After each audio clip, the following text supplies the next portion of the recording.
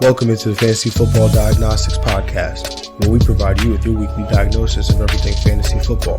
Whether it's season-long leagues, dynasty, DFS, or sometimes even IDP, we got you covered all year long.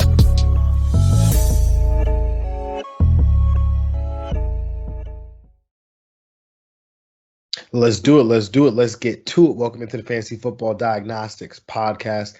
And of course, I'm your host, John June. And you already know, solo pod this week. But on Monday, we get our man's Greg Penniman back, and we'll be rocking and rolling like just how we have been. But you know what? I've been holding it down. In the off season I do these solos, so this is nothing to me. I'm a professional now. But anyways, episode 203, week 6 game previews part 2. Gonna cover the remaining slated games. Going to obviously give out starts of the week and going to play some get money. But before that, there was a football game that was played recently. Got to talk about it. So the Tampa Bay Buccaneers end up defeating the Philadelphia Eagles by a score of 28-22. A couple takeaways for me.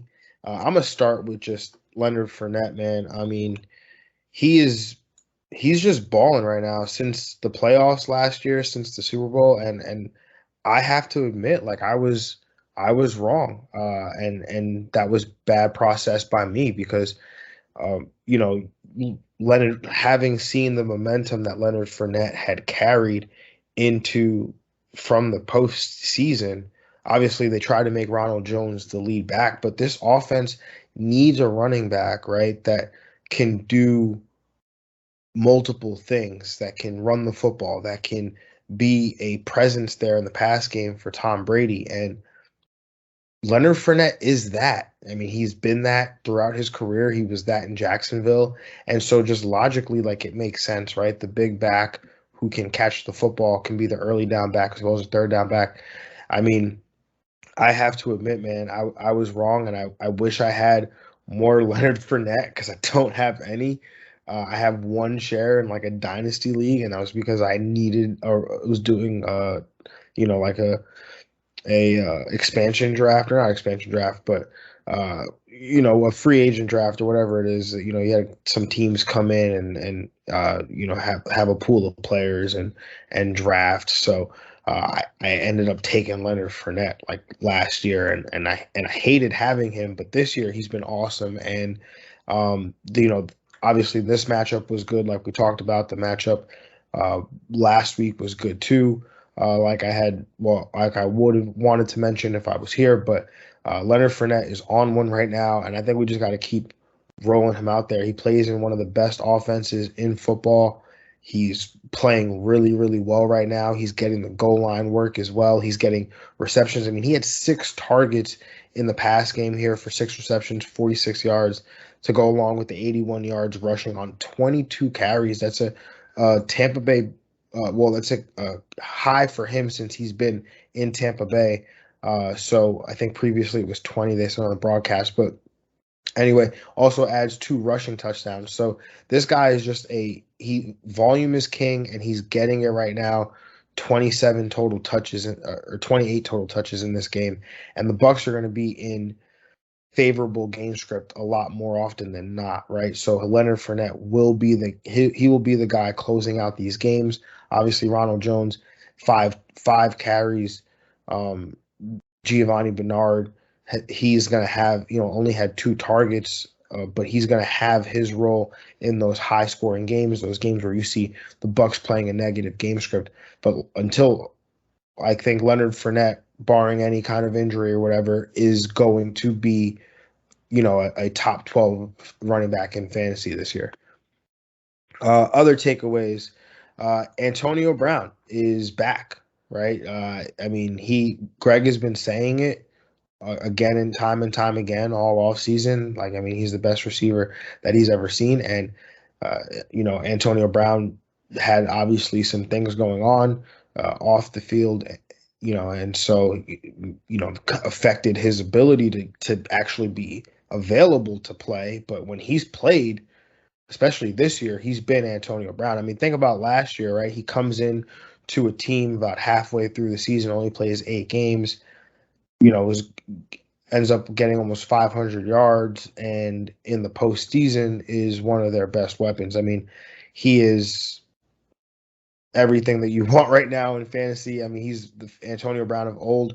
13 targets, 9 catches, 93 yards, and a touchdown. I mean, he's going to continue to see this volume every single week. How about OJ Howard coming back, right? I mean, 7 targets, 6 catches, 49 yards, and a touchdown. I mean, Gronkowski's going to come back soon, so interesting to see how this tight end situation breaks out. But definitely curious there. And then Chris Godwin did not have. Oh, him and Mike Evans did not have a game there. So I know I called for the Chris Godwin 100 yards and a touchdown. Did not happen. But obviously, these guys are going to continue to play them. But I think Antonio Brown has taken that mantle as the wide receiver 1 in this offense. I think that it's very clear.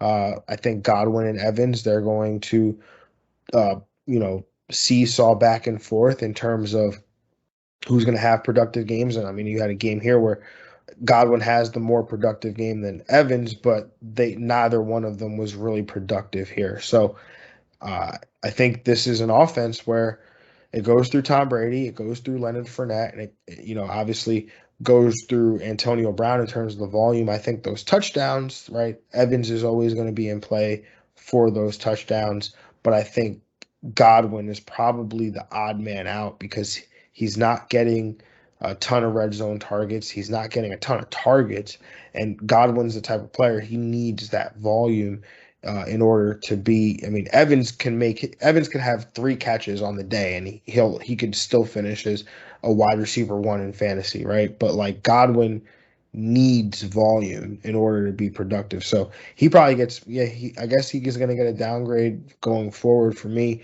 Probably more as like a low end wide receiver 2, closer to a wide receiver 3, while Evans will be a wide receiver 2 with that wide receiver 1 upside because of his touchdown potential. Now let's flip over to the Philly side. And Jalen Hurts, from a football perspective, it was not pretty. 12 of 26, 115 yards, 1 touchdown, 1 interception. Did add 10 carries for 44 yards and 2 rushing touchdowns. I mean, he made it a game. I mean, that's what I'll say about Jalen Hurts, man. I mean, he is a baller. He's a gamer. Does he always throw the most accurate passes? No. I don't think he's that great of a passer. But he brings so much with his athleticism and his legs that I think that he can always have games like this where they were down 28-7 at one point, the Philadelphia Eagles were, and he brought it back within 6, right? But you could also argue that there were some missed opportunities in that game, which, you could end up,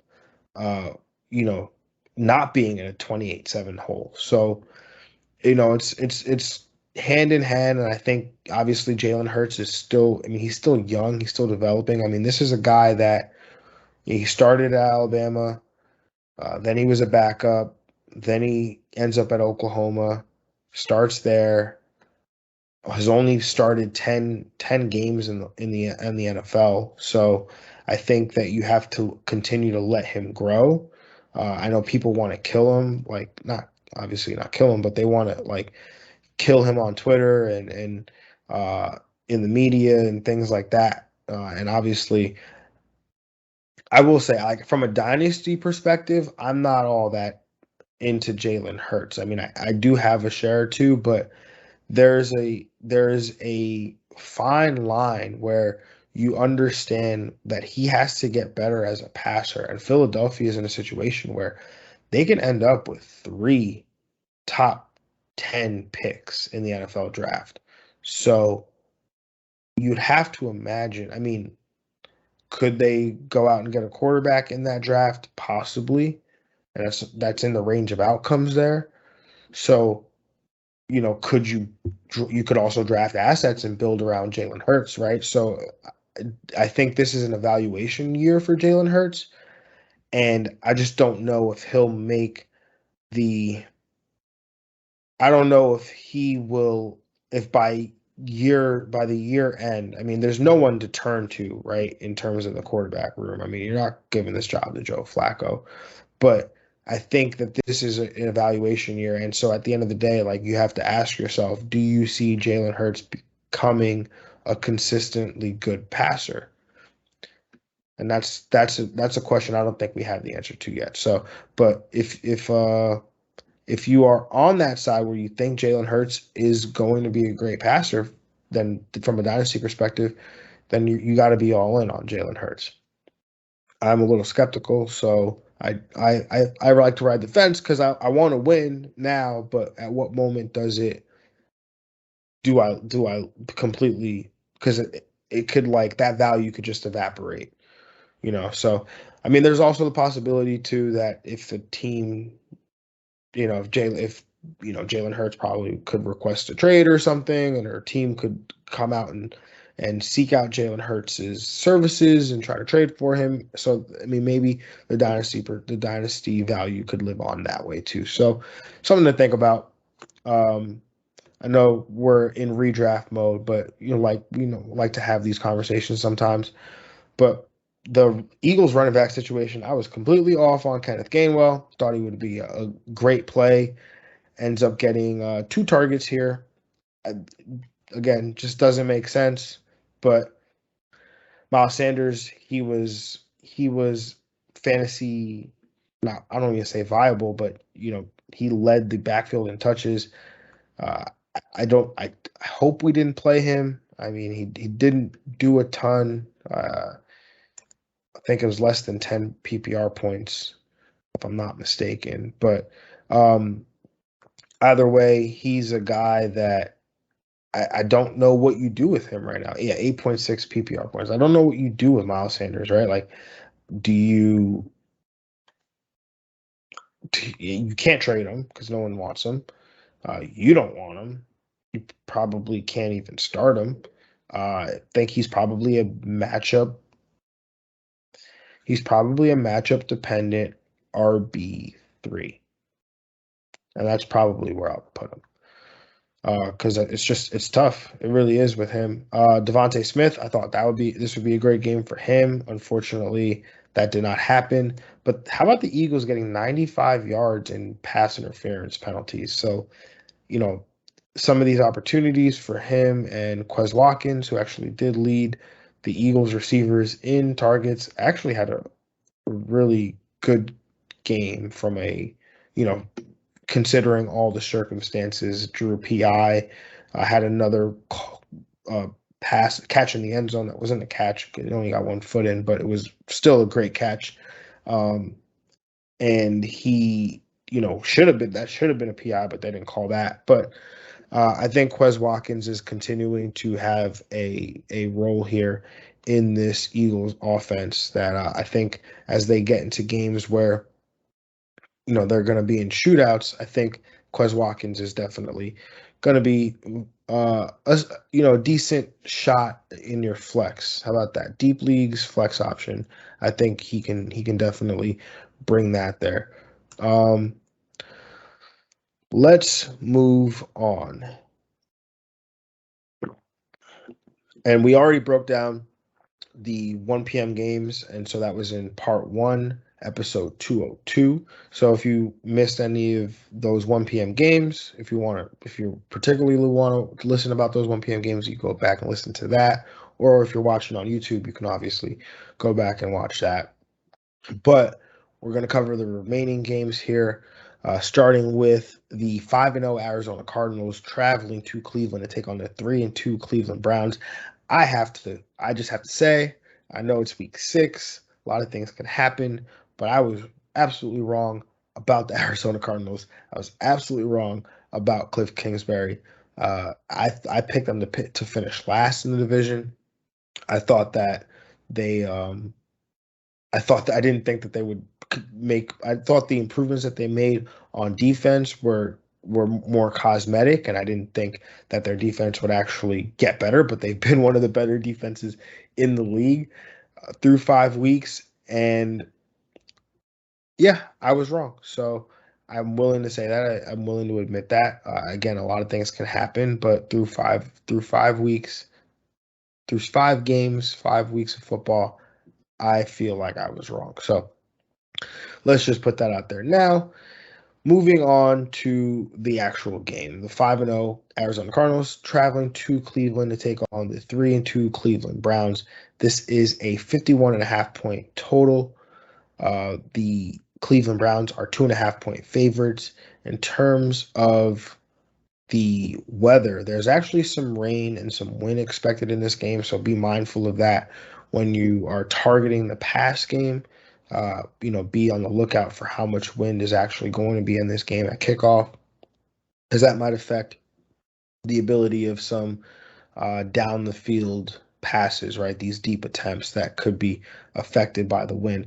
So, Chase Edmonds, in terms of injuries, Chase Edmonds questionable. He was a limited participant in practice with a shoulder injury. Kyler Murray, he was also limited with a shoulder, which is definitely concerning because we know he dealt with the shoulder injury last year, and that impacted his running. And so when Kyler Murray wasn't running, it limited that ceiling that he has in fantasy. And so be mindful of that. Or no, not be mindful of it, just something to watch going forward. Something, if there's a trend to notice here because he shows up on the injury report with the shoulder injury, it's something to definitely think about. Deandre Hopkins did not practice on Thursday with an illness, so I think he's going to be okay, but he's definitely he's definitely an Iron Man. He's played through a lot of injuries and things like that. So I think we're good to say that D Hop should be good to go. Chandler Jones, edge rusher for the Arizona Cardinals, is out with an illness. Rodney Hudson, the center, he is out with a rib injury.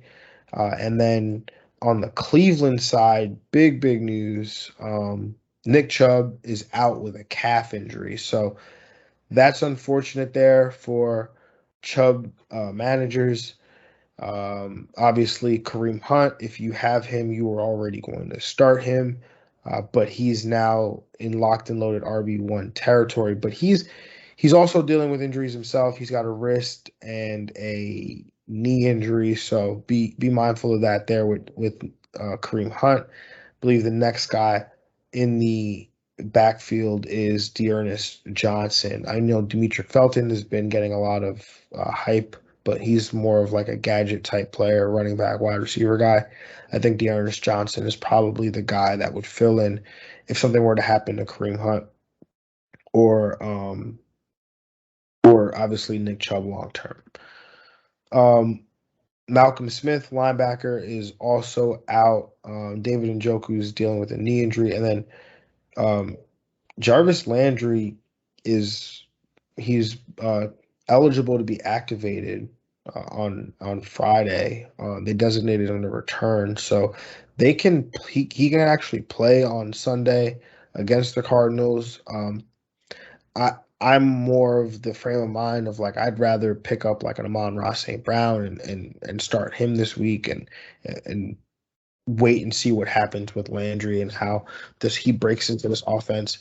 And yes, I have Goku on my shirt because we are initiated and informed over here, unlike some people who may not be Dragon Ball Z fans. But neither here nor there. Moving on to the game here. I'm going to take the under. We're going to take the Arizona Cardinals to cover. I'm going to take the Arizona Cardinals to win. Kyler, obviously QB1. If Edmonds can go, I prefer him over James Conner. But if Edmonds doesn't go, then obviously James Conner is in there. And then James Conner is definitely a viable option as a flex play. I mean, again, I do have them winning, so he's definitely in line to score a touchdown there. So definitely, if you are, especially with bye weeks and everything, if you're hurting, James Conner is not a crazy play to make, right? So DeAndre Hopkins, of course, playing him.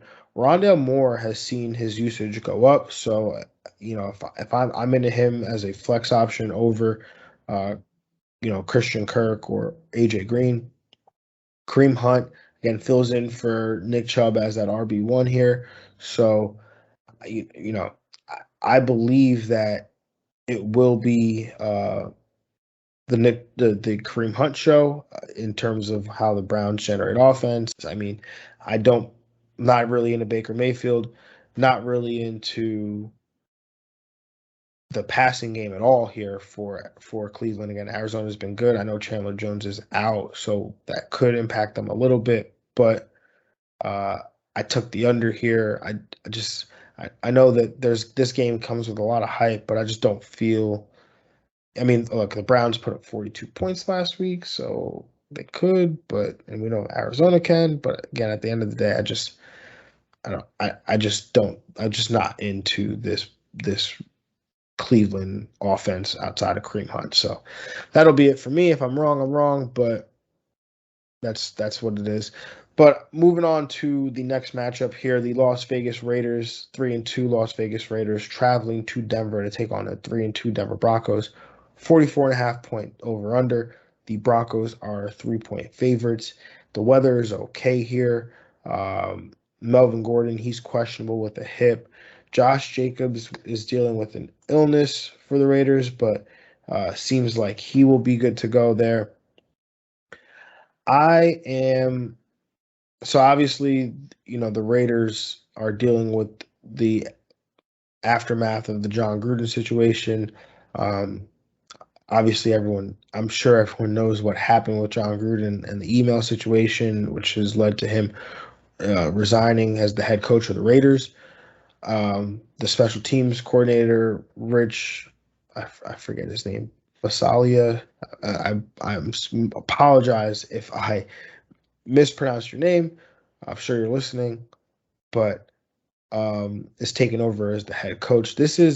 And I know Mike Mayock, the GM, came out and he spoke and talked about how the Raiders are 3-2 and all these things. But Jon Gruden was the head coach and he was the play caller for this team. I know obviously Derek Carr, he's ingrained in the system. The offensive staff is probably not going to change much in terms of what they do offensively. But this is a lot to deal with. And so, their first game back with this situation, uh, you know, I'm gonna go with the under here. Gonna go with the Denver Broncos to cover. Gonna go with the Denver Broncos to win. In terms of the fantasy stuff, I think Teddy B, streamable option versus a very beatable Las Vegas Raiders secondary. Cortland Sutton and Tim Patrick, both playable, especially Sutton, who has wide receiver one upside. Noah Fant, also in a great spot as well. And then on the running back side for the running back situation for Denver, I'm very much into Javonte Williams. Again, he's this close. He's this close to breaking out. He had a great game last week against Pittsburgh. This game they have some positive game script potentially. I mean, he's in a really great spot here to break out. So he's this close, and I think we get that this week. Also, Melvin Gordon, a wonderful RB2 option here. Again against the Raiders defense that has not been they played well to start the year, but they just haven't been all that great. And I think Melvin Gordon is in a nice spot here as well. So I'm willing to stay away from all Raiders that are not named Darren Waller with the Jon Gruden situation. Again, I want to see how this team responds to it first.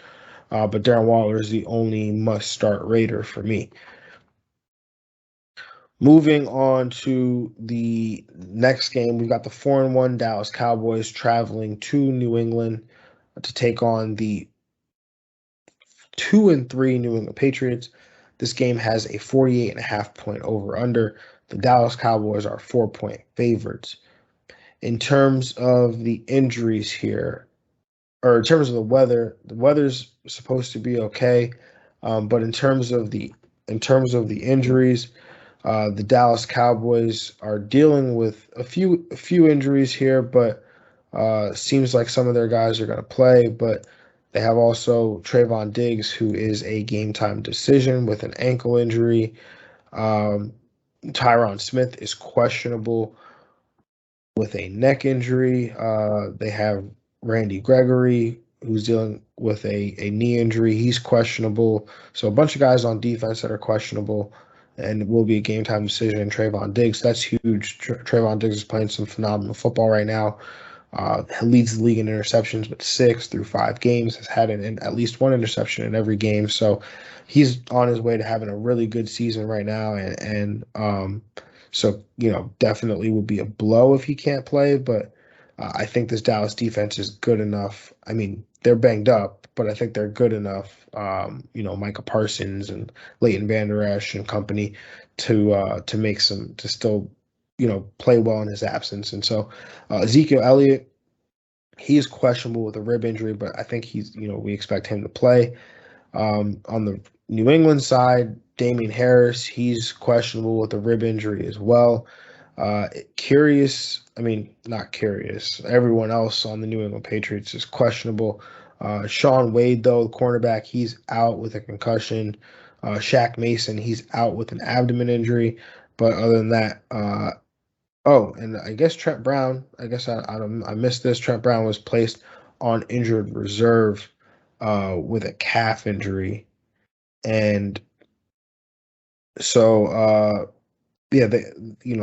than that, they have a few guys questionable. But in terms of the game here, going to take the over, going to take Dallas to cover, going to take Dallas to win. Dallas pieces are all in play for me. Dak, Zeke, Dalton Schultz, who's been really good as a tight end option, CeeDee Lamb, Amari Cooper, even Tony Pollard is a flex option for me this week. For the New England side, Mac Jones, QB2 in Superflex leagues. Hunter Henry is definitely in a nice spot to finish as a tight end 1 option.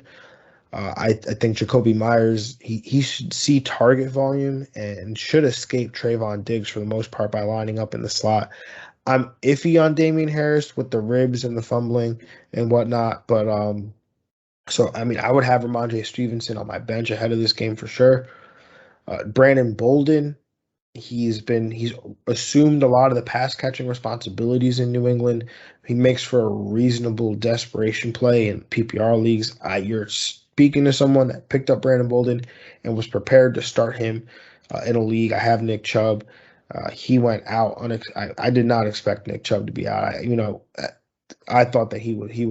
The 2 of them are rest days, but eventually, whatever. Besides the point, he's not playing. I needed somebody. I didn't have anybody on my bench. I got Cordero Patterson on bye. I was just like, I had no idea what to do. So I picked up Brandon Bolden, put him in my starting lineup. Fortunately for me, unfortunately for Chris Carson and the Chris Carson managers out there, Chris Carson ended up going on IR with the neck injury. I picked up Alex Collins for $1. And that was before he went on IR. So seems like I'm okay there. Alex Collins, we'll talk about him next. But Brandon Bolden makes for definitely a reasonable flex play RB2 option, especially with the bye weeks here. I think that we can definitely look to that. In terms of I'm just curious to see this game. I know that Dallas has played poorly against New England in the past. Obviously, that was Tom Brady and the New England Patriots, but Bill Belichick's still there. I'm curious to see if the Dallas Cowboys are going to be a playoff team. You've got to beat this 2-3 New England team that is it's not better than you. So I'm curious to see if they can. I would want to see them cover more than this 4-point spread here. Moving on to this next game, the 2-3 Seattle Seahawks traveling to Pittsburgh to take on the 2-3 Pittsburgh Steelers. This is a 42.5-point total. The Pittsburgh Steelers are 4.5-point favorites. In terms of this game here, there is some light rain expected. In terms of the injuries, we obviously know Russell Wilson. He's dealing with that finger injury. He went to the IR, so he'll miss at least 3 weeks. But the initial timeline was 6 to 8 weeks. Chris Carson was also placed on IR with that neck injury. So again, he will miss at least 3 weeks, but it could potentially be more because they said, again, he was dealing with a long-term neck injury. Rashad Penny is eligible to return to practice next week, and so he's been designated to return from injured reserve. He was dealing with a calf injury, so that'll be interesting, right? Because Chris Carson is out. Alex Collins is the lead back right now, so it'll be interesting to see what happens with Penny. If you have an IR spot, I think it makes sense to just stash Penny and see what happens. In terms of other injuries, Cedric Ogabui, the offensive tackle for the Seattle Seahawks, has been ruled out in this game against the Steelers. Gerald Everett is also out. He's been reinstated from the COVID list, so seems like he'll make his return. And then in terms of the Steelers side, we obviously know Juju Smith-Schuster. He was dealing with that season-ending shoulder injury, so his season-ending shoulder surgery. Anthony McFarland, who's on IR, returned to practice, so he seems like he might be on track to compete to back up Najee Harris. Defensive tackle Carlos Davis, he's been ruled out of Sunday's game with a knee injury. And moving on to the game here, I'm going to take the under. I'm going to take Seattle to cover 4.5. I don't feel so great about that anymore that I just read off this injury report. Oh, Bobby Wagner also questionable with the knee. Don't know if I feel all that great about this. I'm going to actually switch my pick here. Make sure I switch it in my spreadsheet as well, but I'm going to switch this pick here from the Seattle Seahawks to cover to the Pittsburgh Steelers, and I'm going to take Pittsburgh to win this game.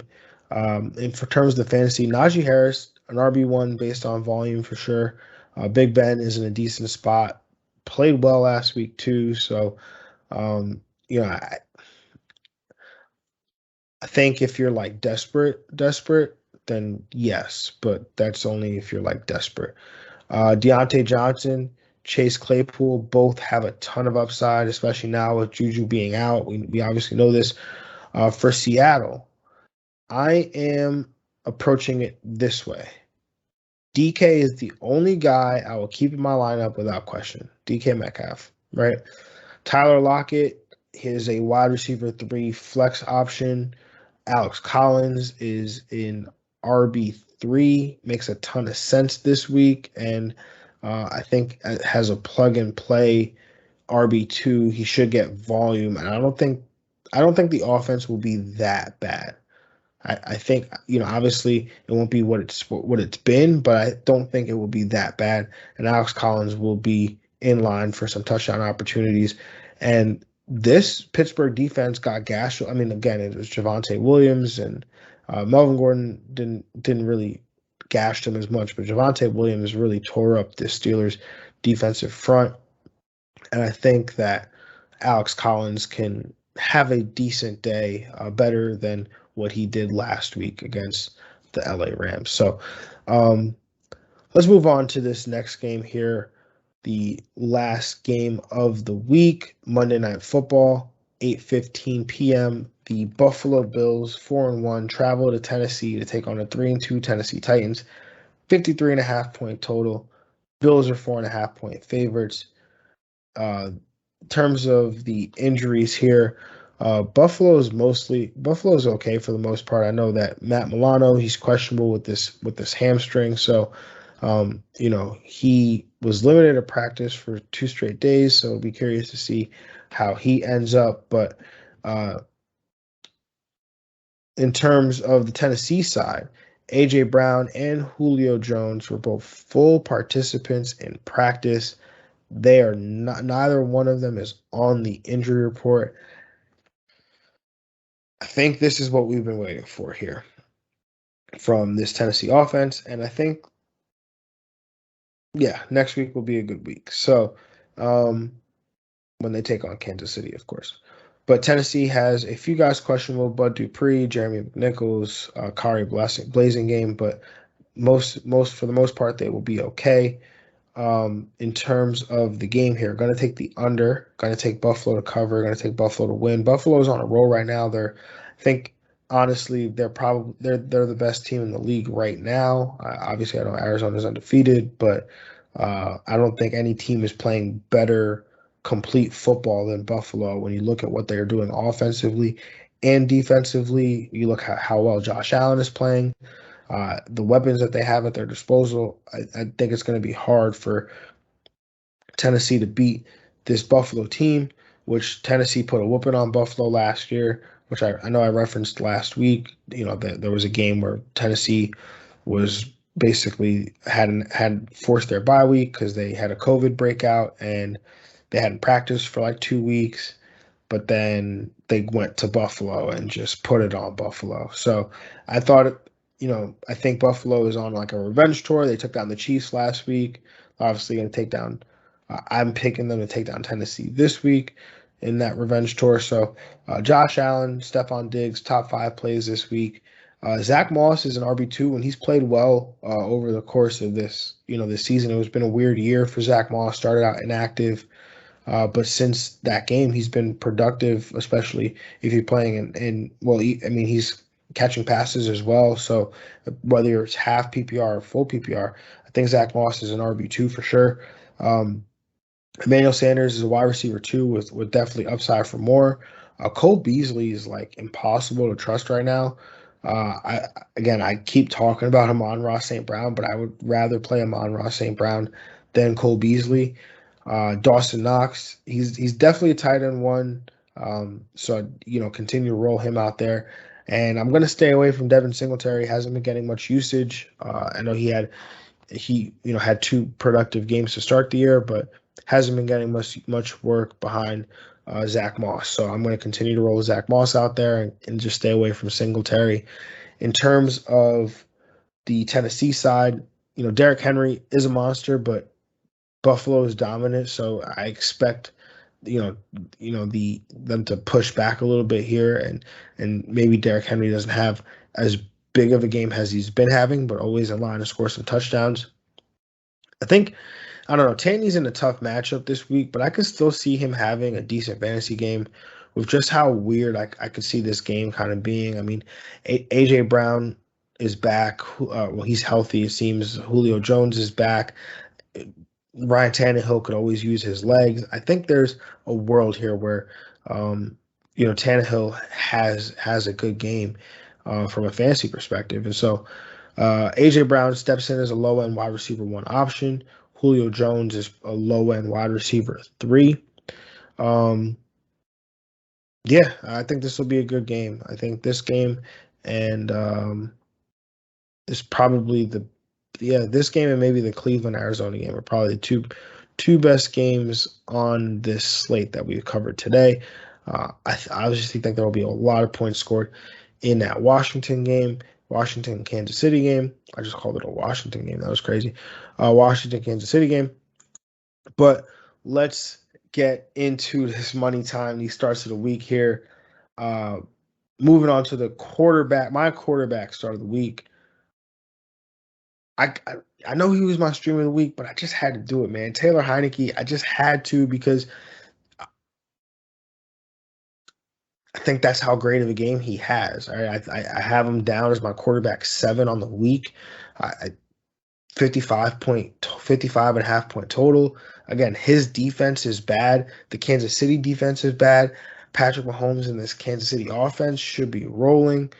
Heineke will have to keep pace against the Kansas City defense that has allowed the quarterback 2, the quarterback 7, the quarterback 4. And this isn't just a matchup play either.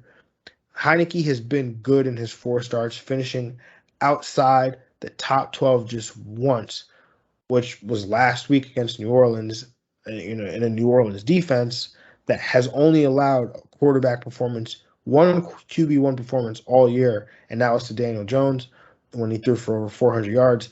But either way, they've not allowed a quarterback one performance all year, and they played Aaron Rodgers to start the year. So start Heineke with confidence over guys like Aaron Rodgers, Dak Prescott, Kirk Cousins, Ryan Tannehill, very much into Taylor Heineke this week. Running back start of the week here. LA Rams, Darrell Henderson going up against the New York Giants. Henderson is the RB14 in PPR points per game right now, quietly having a really good season as the Rams lead back. He's in a prime spot this week against a Giants defense that is 14th the last 3 weeks in PPR points allowed to the running back position in, per game, allowing 12% more PPR points per game than the league average. Henderson is 12th in touches per game at the running back position on the year with 17.5 points per, or 17.5 touches per game. This is a really nice spot for Darrell Henderson. Very much into him this week. Moving on to my wide receiver start of the week, and gotta stack it up, man. Give me Terry McLaurin going up against Kansas City, calling for the bounce back game here for Scary Terry, who gets to face a Kansas City pass defense that has been struggling versus the pass. Kansas City is currently allowing the 8th most PPR points to the wide receiver position over the last 3 weeks, and that's just the remedy the doctor ordered for the wide receiver that's been up and down from 1 week to the next. And if we follow the pattern even, this is an up week for Scary Terry, so the matchup definitely helps. The point total definitely helps. The offense on the other side definitely helps. Gotta love you some Terry McLaurin this week. And then moving on to my tight end start of the week.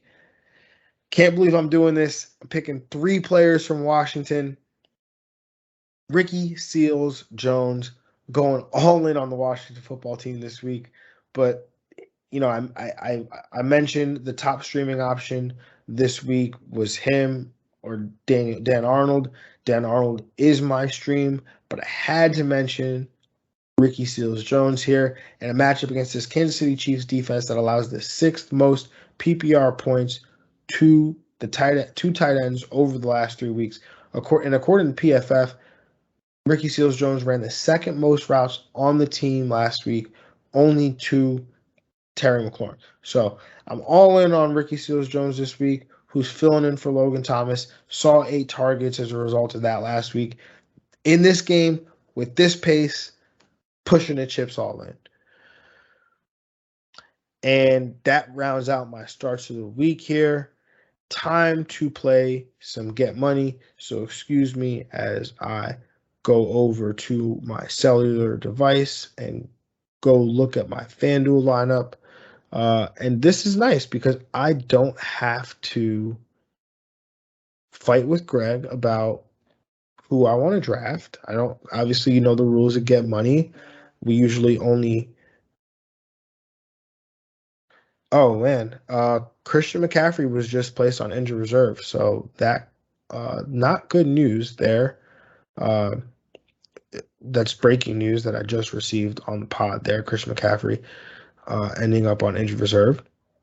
I'm tilting right now because I traded Chuba Hubbard away to the Christian McCaffrey manager in the League of Extraordinary People for Khalil Herbert. Obviously, Khalil Herbert will get a start, but I'm tilting. Anyways, the rules of Get Money, you obviously, if you've been listening, you know Greg and I go back and forth. We have a draft of FanDuel on a FanDuel lineup, and we can't pick the same players. So I don't have to worry about that this week. Moving on to my lineup here. And I'll just go in order because, again, I don't have to do a draft. But at quarterback, I'm going Taylor Heineke, 7,300 on FanDuel. Again, talking about my quarterback start of the week, my quarterback stream of the week. I'm going all in with Taylor Heineke. I got him in my quarterback 7, so he's He's priced way down there at 7,300. So again, I love the matchup. I love everything about it. The price is good. Give me Taylor Heineke. Moving on to my RB1 here. Going with Austin Eckler at 8,400. Going up against the Baltimore Ravens. I've got him priced as my as a top 5 running back here. I almost gave out my PPR scoring, but I got to remember playing FanDuel. So we'll see exactly where I have him here. But in terms of the running back rankings, going up against this Baltimore Raven defense, I've got him as my RB3, right? He's seeing volume, he's seeing receptions, going up against Baltimore, who hasn't been great against running backs. Obviously, we saw Jonathan Taylor have a great game against them. Austin Eckler is a phenomenal play and will continue to be such. So 8,400, I'm all in. That's, he's priced below Dalvin Cook, priced below Christian McCaffrey, who's not even playing. So I'm very much into Austin Eckler this week. And my RB2 is going to be Darrell Henderson, 7,300. He's getting volume. He's got the opportunities here against this Giants defense. That's just not a great defense against running backs. And so Darrell Henderson, my an RB1 for me on the week, definitely will get that volume that we need and those touchdown opportunities for sure. So definitely like that there. And then moving on to wide receiver, my wide receiver start of the week. I had to stack it up. My wide receiver start of the week, Mecole Hardman, 5,500. Mecole Hardman. Terry McLaurin, 7,400. Again, going to finish as a top 5, top 6 wide receiver. That's where I have him projected this week. So going to love watching this game, and obviously I'll be very invested. So, and y'all will be too. I know you will. Whoever has Terry McLaurin and Taylor Heineke. But the court, actually, I know I had a slip up here and I mentioned Mecole Hardman and I referenced him as my start of the week, but he actually was, not going to lie here, he was a consideration for my start of the week. If Tyreek Hill didn't play, he definitely would have been my start of the week at wide receiver position, and it would have been more about like a confidence play. And it still is.